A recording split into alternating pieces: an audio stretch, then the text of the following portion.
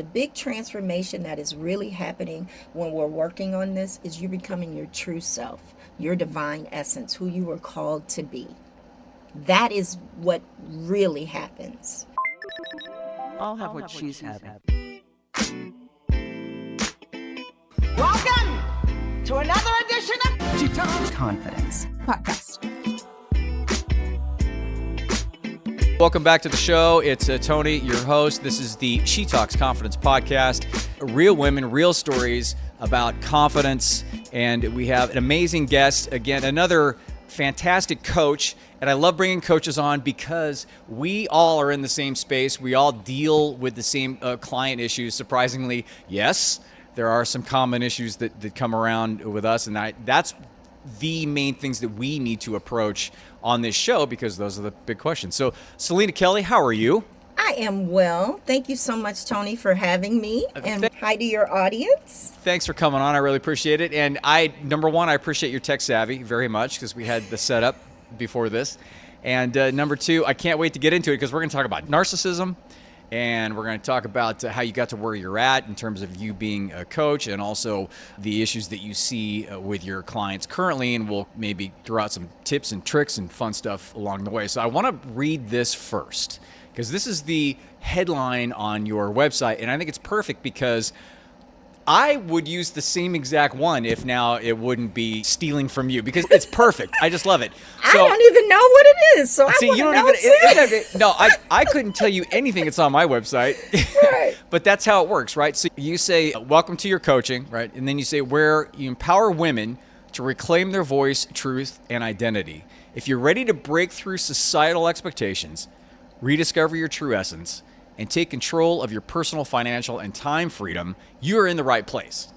With over 30 years of experience, our disruptive coaching approach blends tough love, nurturing support, pushing you through to prioritize yourself and take up space because playing small isn't an option. Oh, I love that. So that's your introduction because it's so poignant and it's so true.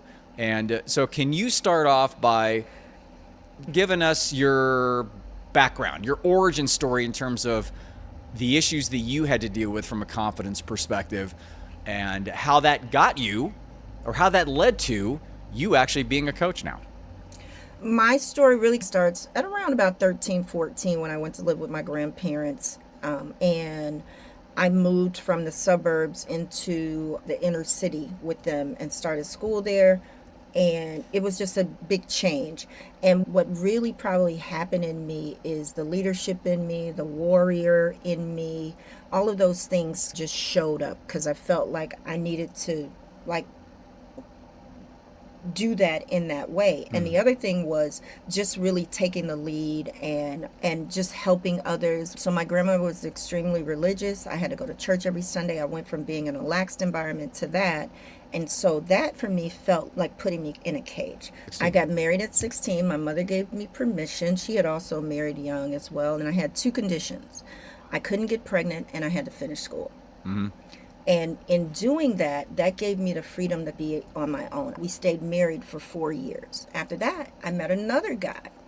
And I was really at that time, like really in my essence, showing up how I wanted to be and free and all of those things. And I wasn't interested in the guy. Lo and behold, we get married. He treats me like a princess. It's a fairy tale pretty much. He dies 7 months into our marriage. Oh my God, that's terrible. How old were you at this time? 23. Oh boy. Life changes. I'm shattered. That really sent me down a different path. A path of grief for a very long time. However, did not know it. Did you handle the grief very well? Not in the beginning. I was like mush. I would cry at the drop of a hat. I was very emotional. Then there was one boy that would call on the widow, as my mother would say, the widow Kelley, more than the other. And in spending time with him, so when my husband died, we were trying to get pregnant. I said to him that I can't do this alone. I didn't believe that I could be anybody's parent or responsible for anything because I was all about me. Mm-hmm. And so his words to me were, "I will never leave you." Mm-hmm. And I don't know the time period between that and it happening that he died, but I held on to that. So now remember, my mother sent me to live with my grandparents. Now my husband dies. I don't know it at the time, but abandonment is setting in, right? And then he dies. I'm hanging out with the boy. I already knew him, somebody from when I was living with my grandparents. We sleep together. I get pregnant. What pushed me to the boy? I was used to being with my husband and doing so many things together and having someone to talk to and all of that, and it was just gone.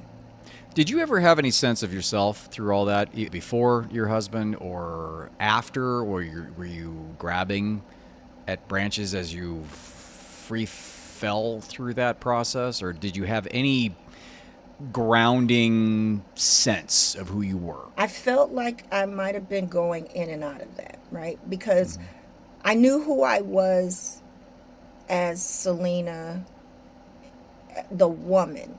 I was still filling out the dynamics of being his wife. And then I was navigating now this widow term that was coming up, right? And I had no sense of that. And I was trying to do the things that were being asked of me. The way that I was at that time, I just took each day as it came. I never really thought about the future at all. I didn't begin to think about the future until I made the choice to have my son. But from being a parent for the first time, that's plenty to fill the plate, let alone continue your grieving process and then really try to feel out where you stand in the world. Did you gain any additional or any sense of clarity when you had your son?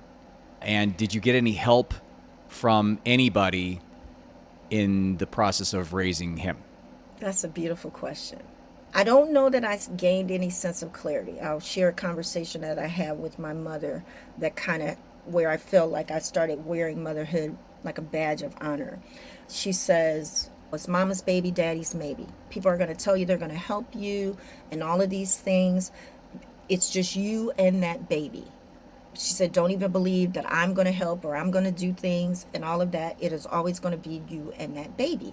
And so when she said that to me, it made me just know that I had to do what I had to do for my son. I said to the boy, I was like, if you don't want to be a dad, I don't want to make you one. So I want to know if you even want to be a father. And once he said, yeah. And then I said, okay, I need to make this decision on my own because I'm not sure I want to be a mom. I decided I didn't want to be a mom. I was going to go have an abortion. I called my good friend that I had gone with previously 2 months before to support her, to go and support me. And she put her grandmother on the phone. And grandma gets on the phone. Grandma says, baby, when the Lord gives you something, it's a blessing. You can't be throwing your blessings away. Stopped me in my tracks. So he was clearly meant to be here. I was meant to birth him. So I changed my mind. I sat with it. I looked at all the reasons why I could do it versus why I couldn't do it. And so here we are. And along the way, what happened was my intuition was at its highest level. Intuitively, I knew who to receive information from, who to be like, we ain't doing that. It just guided me. I didn't know then, but as I looked back and as I became more in tune with who my God source is, I started to realize, oh, you were guiding me the entire time, even through my grief. You talked about your intuition being at peak levels. What got you there? I think motherhood, the fact that I made the decision to have my son. I was following the voice. I was following the feeling. Meaning, purpose, focus, intention. You bring up a good point. It gave my life meaning. It gave me purpose. Because before that, I don't know, like I said, I never even thought about the future. It gave me purpose. Because during that lifetime, my name was Richard's mom. Mm-hmm. That's the identity. There are things in life that we go through that are big moments. Big, like it turns the wheel way more than the little stuff. And they're called nodal events in psychology. Nodal events. Nodal events. And when those happen, they tend to define your life all the way through. It's a connected string, right? Absolutely. That's why I love when you brought up intuition, especially with women. It's the most powerful thing that I've ever seen. Almost like a crystal ball, and really gives you intention and meaning and purpose and perspective. So in terms of nodal events, you had your son, you were a mother, there was intention and focus at that time. What was it finally that led you to gain the knowledge or the introspection that you wanted to be a coach and help others get through these things? I used to do restaurant management, and they were looking for a part-time helper, and I took it on so that I could help pay for a babysitter to come into the house and babysit my son. So I took a side job. I ended up staying in the marriage. We ultimately stayed married for 4 years. I ended up losing myself in that marriage because I was so focused on the business. I was compromising myself all the time to the point where my intuition was no longer even... I didn't even know I had lost myself. What I did do, because I was doing all these things to support him, support the business, working a full-time job. I got fed up. I put him out because I'm like, we've tried this for 3 years. I think it's done. So I got this big, brand new house, 4-bedroom. I'm like, this is my problem. I was like, you can go in the guest room until you find a place. He had not been in that guest room a week and had a stroke. Oh, man. Goody two-shoes me. I gotta go. Now it's back to the caretaker. Yep, kick in and literally caretaking full time. I could not go to work, all of these things. And I put him in full rehab. So that was the catalyst for me to go inward, because I hadn't been sitting with myself for a long time. Remember, my intuition and spirit stopped talking to me. Yep. And at the time, my pastors had a war room. And I was like, I'm going to create me a war room. And this was over time. And I would go in there and I would just sit. It was the quietest thing. I made my storage closet a war room. I couldn't hear anything else. I would put all these Post-it notes of different prayers and sayings to just encourage myself and just sit there. I still see myself as an entrepreneur. I had this vision to help, and the spirit said to me, that vision was for you. If it had been for him, I would have given it to him. And in that moment, I realized that's why I had stayed in that marriage for so long. Because I wasn't in love with him. I loved him. He was a likable guy, and I thought that we could do some great things together because we had done them in the past. But it was really that vision that I had been given. And now I'm in pieces because I'm like, oh my God, you mean it's for me? I can get up for everybody and anything. It was in that moment also that I started realizing that I needed support, somebody to show up for me. And I would eventually take on my first life coach. I got a stipend, my job got eliminated. I had free time. I had some money. So I made my very first investment in myself. And the woman that I chose was like a younger version of me. She feminine success, because I felt like I had not been operating in my feminine in a long time, actually probably since my husband died. And so that really resonated with me. It was holistic life coaching. And I'm like, this is a profession? I've done this practically my whole life. So it was in that I realized that, and I said, she had a certification program. I was like, I'm going to get 2 for 1 because that's how I roll. And so I got certified as a certified holistic life coach while I was also getting the help I need. And my focus and ideal client at the time was women that had been impacted by narcissistic relationship and toxic dynamics. And that was my platform and who I wanted to help. But I also learned that I wasn't ready. I thought I was going to work on the business, and I just was still so tender. I wasn't ready yet. So I focused on the education and leaned in, and I still helped and served where I could. And so it's been a journey. When you made that decision, you were at peace, you regrounded yourself, which learned all of that. Yeah, again, and see, a lot of clients, and I'll ask you if it's the same situation with you. They don't know where they're at, but there's something something's not right. and then you stumble across coaching or therapy. And then it's one of those things where you don't know how lost you are or unattached you are until you start poking around, until you start chatting with somebody. And in those moments, that's the most important step to take. A lot of times that a lot of women just don't, or they feel as though, and this is where the caretaking thing comes back, or the intuition thing. That's when they start doubting their intuition. And then actually it's the ego, right? It's other people's voices about, no, you shouldn't put yourself first. And you should be the caretaker, or you should have already figured this out beforehand. And then there's a level of guilt, or there's a level of shame that's on them that doesn't allow them or doesn't give them permission to go out and seek therapy or seek a coach.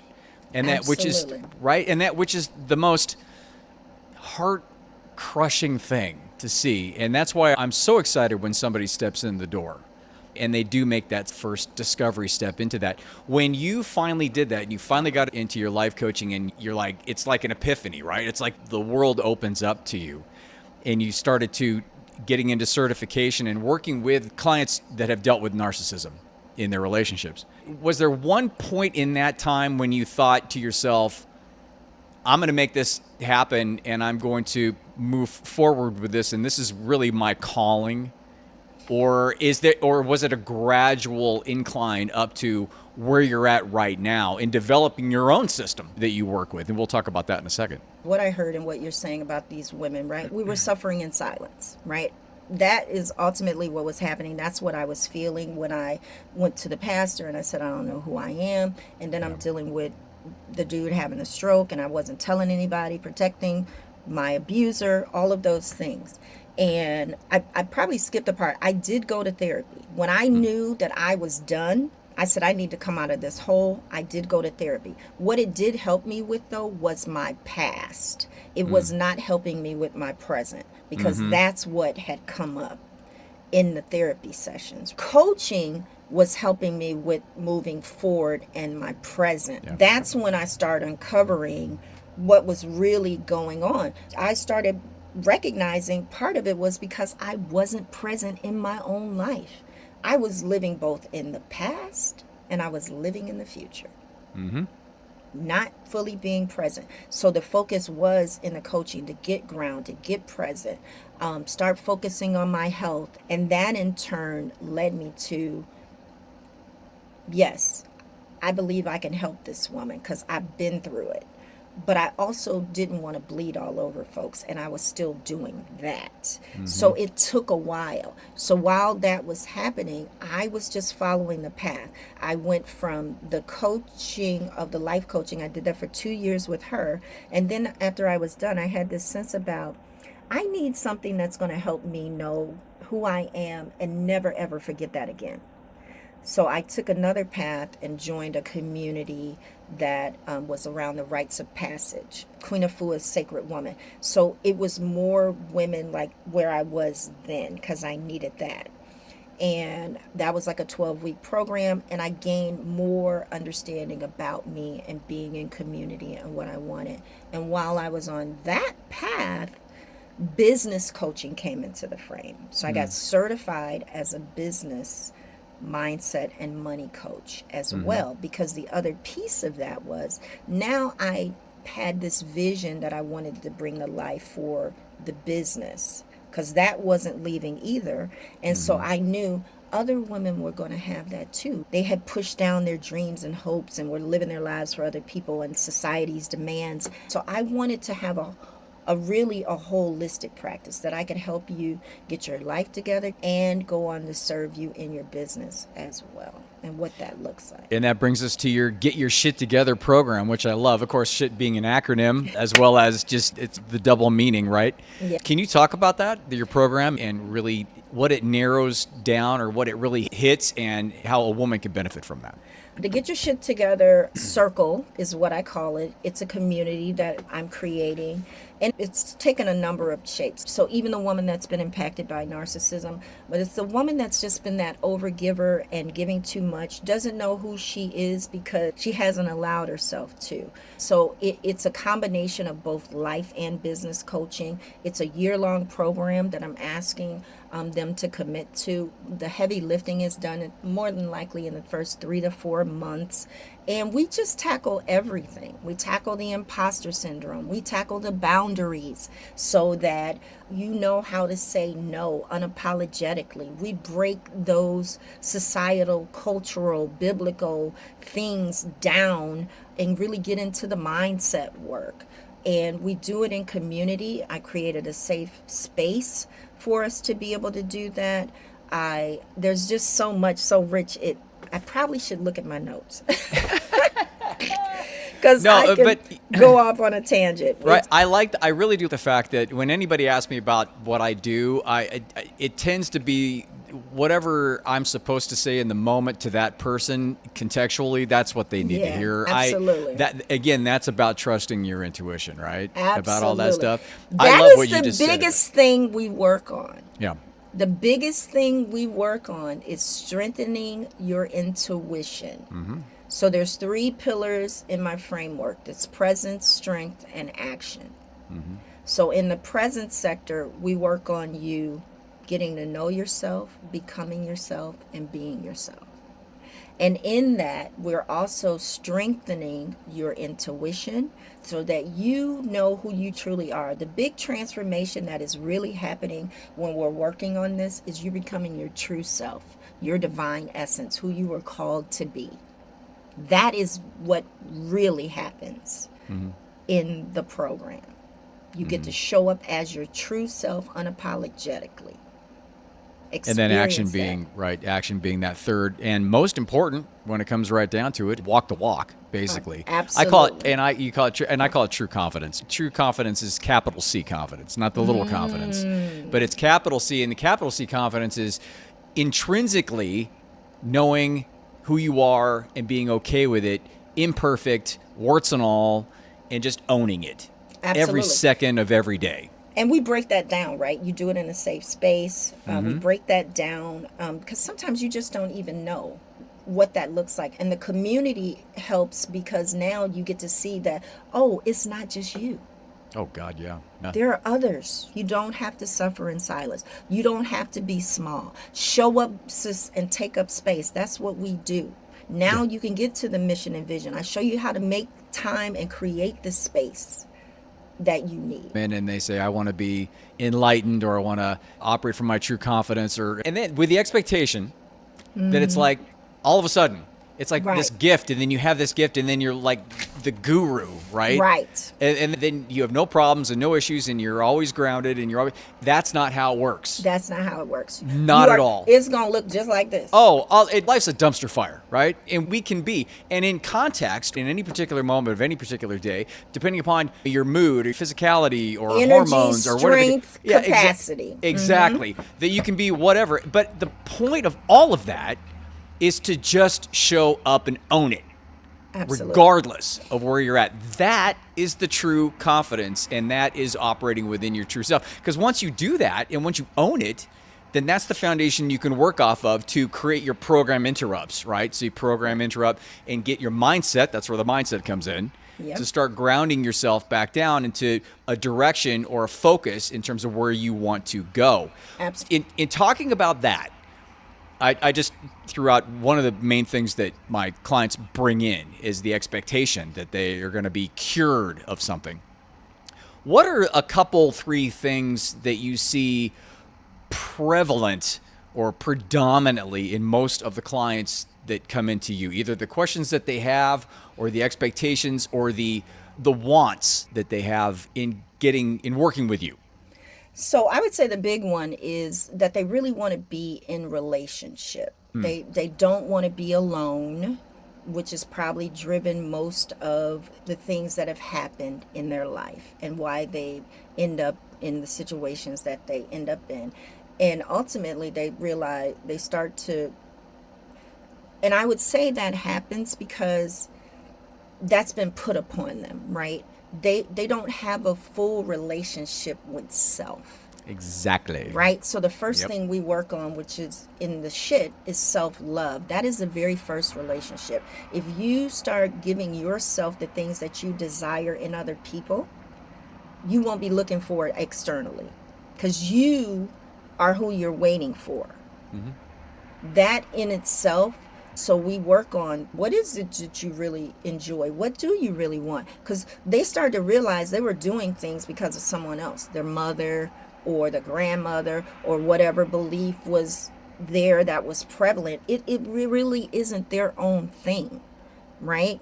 And so we go through a number of things to really get to know themselves, asking the questions, doing it again in a safe space. Are you comfortable with just being in your own company? I love being in my own company and protecting my peace, because a lot of times what they've been doing is keeping the peace, but it hasn't been peaceful. It hasn't been peaceful for you, sis. So whose 100%. peace are you keeping? The other is not really owning their power and using their voice, right? They haven't said no. They say a lot of yes to a lot of things that they don't want to do. So it keeps them overwhelmed. They don't have enough time for themselves. We change that dynamic and make you first on your list. It's your list, your life. You are in control of that. So helping them use their voice in so many ways. I think about one of my clients where she wasn't using her voice at work. So we walk through what that looks like, and not taking on things that are no longer hers, not asking for help, suffering in silence. That goes away. We don't do that anymore. And the third thing is imposter syndrome. I have an exercise for your guests that I'm going to give them, and they can download the workbook. I call it the success workbook. So we track 100 of your successes so that you have evidence of who you are. We look at the definition of imposter syndrome. Is that really you? We reframe and create your new definition of who you are, because you're not a freaking imposter. You are fearfully and wonderfully and divinely made and unique. Your essence is unlike anyone else's, and it's not supposed to look like anyone else's. Your vision is yours to bring to life. No one else is going to bring that vision to life or do it, or you're not going to see it anywhere else, because it's for you to do. I have the Disruptor Successes Workbook for you to download for free and get at it. I love it. If you can send the link, I'll put that in the notes. That'd be awesome. And so, Selina Kelley, Disruptor Coaching, get your shit together. Not you. That's her program. I absolutely love it. Thank you, Selina. That was such a great conversation. We could talk for 8 more hours on this stuff. And again, that's the problem, right? But we'll keep it to the main points here. And if there's any other questions or comments, anybody can always get a hold of me or Selina. So speaking of that, how would somebody get a hold of you for your coaching program? I would love you all to go to my YouTube, tune in. I host Disruptor Coaching Conversations every Sunday, 7 p.m. Eastern Time. That's the name of the channel, Disrupt Her Coaching Conversations. I love it. And that's YouTube, right? YouTube. Perfect. And you also have Facebook and Instagram. Is it Disrupt Her Coach on all of those? Yes, it's Disrupt Her Coaching on all of those channels, except for LinkedIn. It's Selina Kelley. You can find me there. And for my stuff, as usual, it's TonyDufresne.com. And as we've said, nobody can spell the last name. Even family members sometimes mess it up. So you can go to theconfidencedoc.com. You can always get the book, Surrounded by Idiots. Still worldwide sales going strong. You can find that on Amazon. I've got at theconfidencedoc.store. I have a program for toxic relationships, gaslighting, all that fun stuff that we just talked about. Narcissists, gotta love those narcissists. It's about how to spot it and how to get out, because nobody deserves to be in that. No more caretaking, right? Ground yourself. Just yourself. Yeah, exactly. 100%. Reprioritize. Draw those boundaries, like all the stuff that we've been talking about. It was so good to have you on, Selina. For having me. You are so welcome. And then any other comments or questions, you get a hold of me at Tony@theconfidencedoc.com. Hope things are good. And I will talk to you all later. Thank you.